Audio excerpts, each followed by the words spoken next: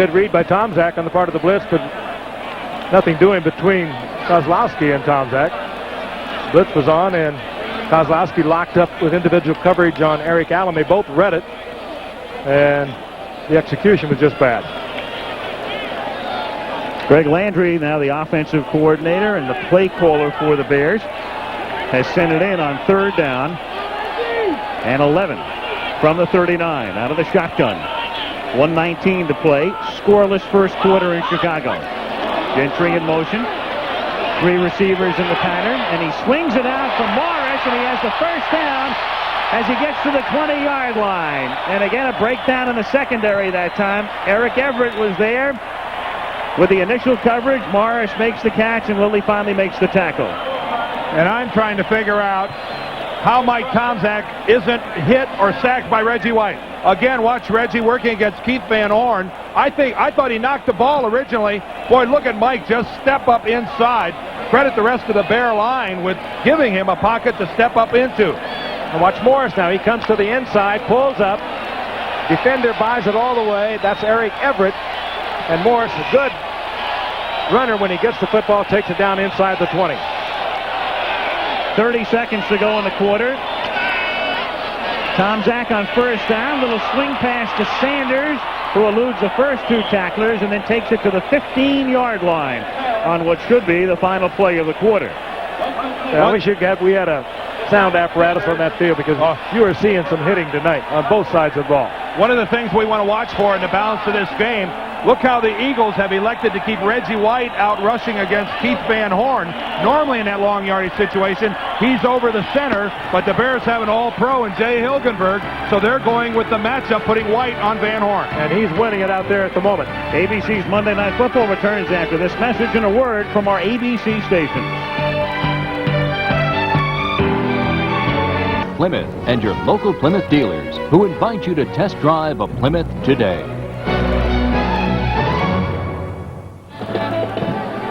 And we're back at Soldier Field in Chicago. Our 20th anniversary year. And a scoreless first quarter. Al Michaels, Frank Gifford, Dan Deerdorf as we start the second quarter. It is 2nd down and 5. Chicago at the Eagle 15-yard line with Caposo in motion and Sanders the ball carrier. And hit hard as he crosses the 15-yard line and pushed back. Take a look now at the numbers for the first 15 minutes. Well, guess who's had the ball this whole quarter? The Chicago Bears, over 10.5 minutes. Each team with a turnover, and the Eagles, surprisingly, haven't even gotten into positive numbers, -6. They are not going to win this football game by having a lopsided balance in favor of their running game. Meanwhile, 3rd down and long, the Eagles bring in their nickel. They like to come off this, and they might like to down here. If they can get the sack, they can move them back for field goal, but that means they get locked into single coverage, and that's when the Bears like to go to number 85, McKinnon. If he gets individual coverage, you can look for him. But again, I'll remind you, this is always where the Eagles have moved Reggie White over the center. Number 1. And on 3rd and 5, the Bears elect to take a timeout. Jack Bliss. They've come out with 3 wide receivers. Tomczak didn't like what he saw on the Eagles side. He'll discuss it with Landry and Ditka, and we'll come back to Chicago. It's a beautiful Chicago in a moment. The Bears are going to come up with 4 wide receivers: Gentry, McKinnon, Davis, and Morris on a 3rd and 5. It should almost guarantee individual coverage on a couple of them. They put Gentry in the slot to the left. Tomczak out of the shotgun. He starts McKinnon in motion. And then, after the fake to Anderson, as a man open for the moment in the end zone. Touchdown, Dennis McKinnon. Super play, well designed. McKinnon in motion, turned around and went back. Came all the way across the field, but he was running with Tomczak. And Tomczak just did get it in there. Well, it was a touchdown. I'm not so sure of the design. When 2 Bear receivers run into each other in the end zone, you have to assume that one of those guys isn't supposed to be there. There's Tomczak hiding the ball. McKinnon now is just coming into his view. It was to McKinnon all the way. Now watch this, what Dan talked about, the 2 defenders colliding, and McKinnon holds on to it. Good concentration on McKinnon. Well, Wendell Davis thought that ball was coming to him. I mean, you had two Bear receivers going for the ball in the end zone. Now I know that there's strength in numbers, but I don't think that that's exactly what they're looking for. Here's Wendell Davis right here. Now he's the guy that's going to make contact. He's working against Izell Jenkins. He's breaking for the ball. There's McKinnon coming from the other side. Wendell Davis just came back and got into it. The play actually was stretched out a lot longer than it should have been. But comedy of errors, but it pays off in a big 6 for the Bears.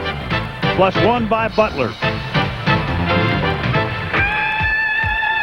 And we played the Cardinals on Monday night television. They came down to the Cotton Bowl and beat us 38-0. And I didn't play very well. I remember the Tuesday meeting with Coach Landry. I got chewed out very much for not doing some things that I was supposed to do. And it wasn't one of my better days. But I remember that because we went on to go to the Super Bowl after that. I think we won the rest of our games. Intercepted a pass, lateral to Landry. He scored a touchdown, and he chewed me out. I think that was the game where Don Meredith set new records for network impartiality. As he sobbed unabashedly. It's the first time I ever heard an announcer cry about his whole team getting whooped up on that Bear. Butler's kick is touched by Gizmo Williams, so it's a live ball, and he gets it out past the 20 to the 30-yard line. Almost a disaster, but it turns out to be a decent run back and a flag at the 20-yard line. He was thinking about letting it go out of bounds, and then once he touched it, it's a live ball. Hands on the return. And the penalty against Philadelphia to back him up. So the Chicago Bears, and remember their last drive, stayed alive because of that roughing the punter penalty. Number 58 on the return. 10-yard penalty. First down. Remember we talked before about a secondary that's a little confused? Here's Dennis McKinnon. Watch him come in motion, back out, and then down. Mike Tomczak with the beautiful faking out. Here's Wendell Davis over here that gets into the play. But again, keep in mind, we're dealing with a secondary that has been burned a great deal lately. And motion, rollouts, any type of confusion you can throw their way, I think it's going to be successful, and the Bears are early. It's Byers for a gain of about 2. There's William Perry, number 72, in on the tackle. You know about the Fridges weight problem. He's weighing in at about 340. And he's going to probably play a little more tonight than he ordinarily would with Dan Hampton hurting. I mean, they asked Mike Ditka about his stamina. He said, I don't know, we'll find out. Well, there's never been a question about Williams' ability to play the run, and that was a good look at it right there. Second down and 8. Little swing pass to Byers, and he's wrapped up by Ron Rivera, number 59. Bears Travelers Man of the Year. Of course, every team has one. Player that performs well on the football field, and since he replaced Otis Wilson in 1987, Ron Rivera has been one of the unsung heroes of this Bears defense. Of course, he spends a lot of time doing community work, and once again will present the Travelers Man of the Year in the NFL at the Super Bowl. Third down and 6 from the 14-yard line. Here comes Dent again. And Cunningham is sacked at the 5-yard line. That's where they'll spot it. They're going to say Richard Dent had him in the grasp and control. That's Dent's second sack of the night, and the third time he's made something happen. John Roper was in there as well. There's Roper, who's down in his stance, number 55, the second-round draft choice this year. Watch him loop back to the inside. Richard Dent got the left arm on him first. Roper ends up wrapping him up, but they're going to give that sack to Dent. They'll probably split it with Roper. Both of them got there about the same time.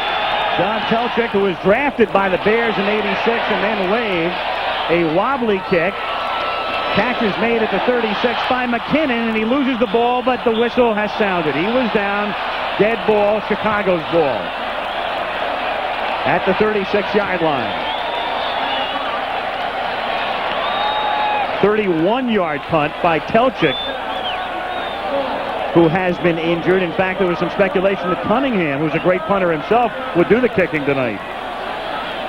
That was very close, as you can see. Well, the only problem is we couldn't see exactly whether or not his knees were on the ground. Really doesn't make any difference. Well, we'll know whether his knees were down here. Boy, it's tough to see. It's a moot point anyway once the official rule.